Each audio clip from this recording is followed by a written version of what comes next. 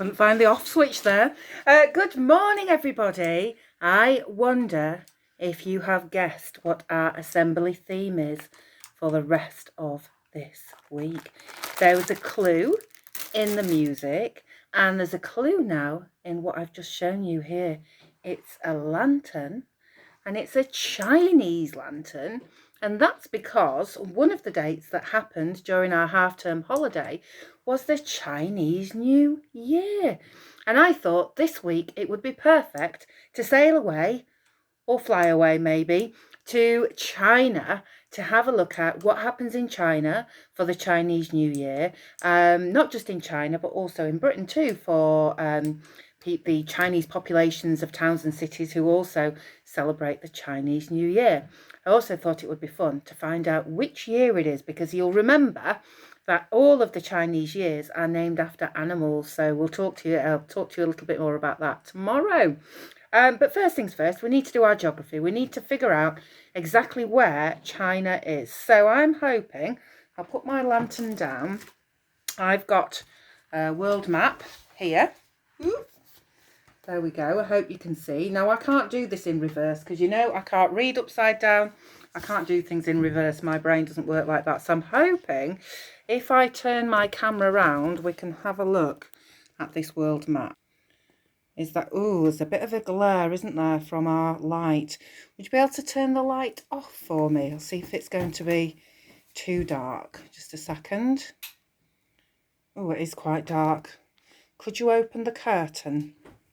Just a little bit. We'll get there in a minute. Oh, that's better. Oh, that's much better. There we go. Okay, so we have here the map of the world. There's the Americas on that side. And let's find where we are. I need my glasses on. Let me see. I think I can see the island that we call home coming into view there. Yes, absolutely. So here we are. You can see the nearest city that it talks about on this map is Manchester. And if we were to climb on a plane, imagine that, hopefully one day soon we'll be able to, from Manchester Airport, which is where a lot of us get on planes to go on holidays, we would have to travel all the way from here to, can you see it? There it is, China. And I'm going to imagine that we're travelling to the capital of China, which is Beijing over here. So I have had a look at this, and apparently it takes the flight from Manchester all the way to Beijing takes 10 hours and 7 minutes. So that is a long flight, isn't it? And I'll show you the route that it would go on, because I've had a look at this.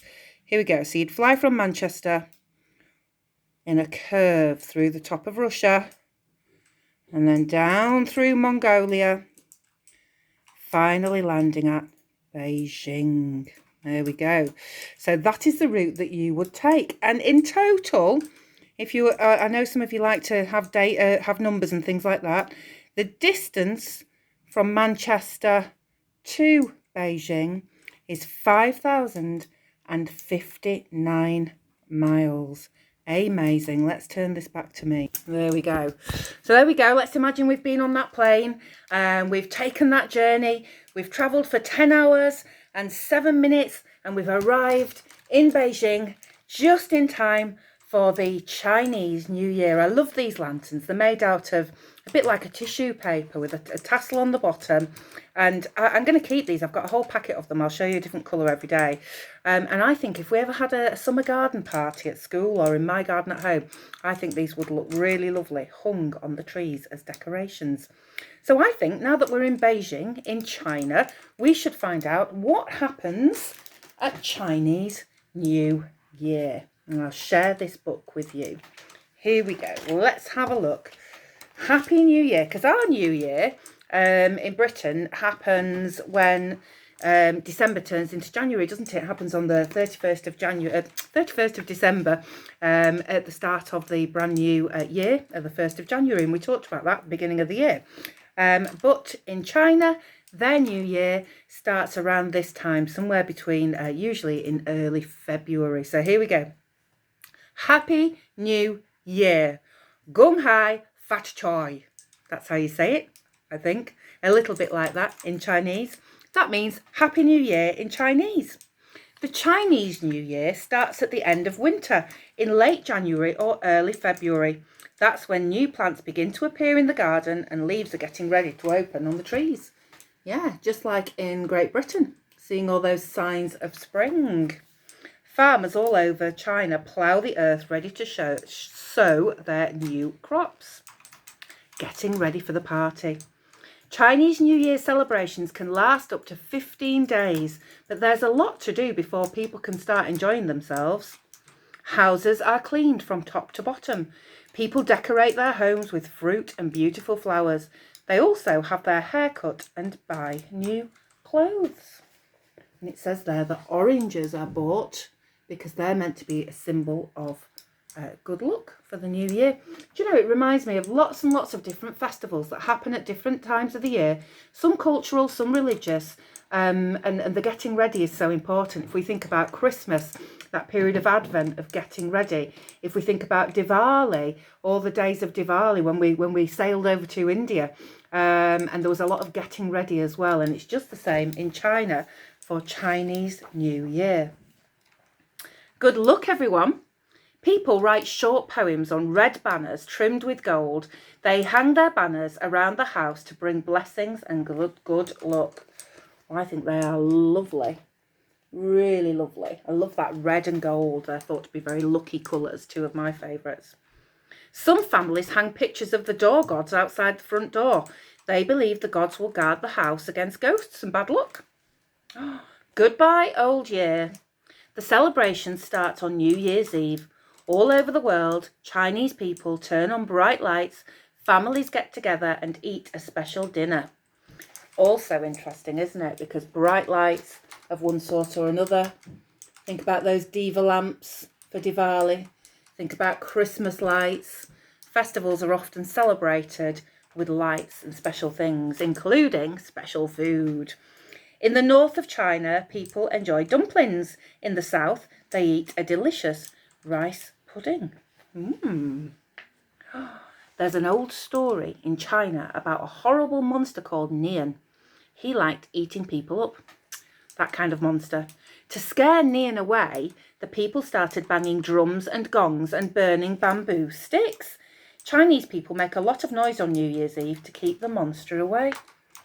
Oh, isn't that funny? That reminds me, I wonder if you can think of a story that we listened to recently. I read it to you, all about villagers who banged lots of things to keep the monster away. Do you remember? Which story was it? It was Mimi and the Mountain Dragon. So many connections to all these festivals all over the world. On New Year's Day, people put on their new clothes. They visit their friends and relatives to wish them a happy new year. Families offer visitors delicious nibbles that bring good luck. And the grown-ups give children red envelopes with lucky symbols on them. Inside, there is money. It's the perfect New Year gift. And there's a little girl there opening her red packet. It's got some money for her to save or to spend. Oh, it must be lovely. And again, that colour red for good luck. People are very careful on New Year's Day. No one sweeps the floor in case they brush away all the good luck. Nobody uses scissors in case they snip away all the good luck. And everyone is very careful not to break anything because that would bring bad luck. On New Year's Day, people don't wash their hair in case they flush their good luck down the plug hole. Goodness me. So they take extra good care to keep the luck of the year that they're going to need for those crops to grow and to have a good, prosperous year. During the New Year festival, many people come out to watch the famous dragon dance. The dragon swoops and sways along the street. Its eyes blink, its ears wiggle, and its mouth trembles. The Chinese believe that dragons are kind and helpful and that they bring good luck. So there, have a look at that lucky dragon. I'm sure that we have got one of these dragon heads in school somewhere, because I have a memory of once doing a bit of a dance with the dragon head. I'll see if I can find it and show it to you another time. Oh, light your lantern. Here we go.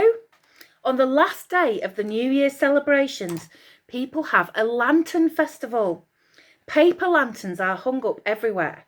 Children take part in a parade carrying lanterns along the streets. What a wonderful ending to the New Year's celebrations.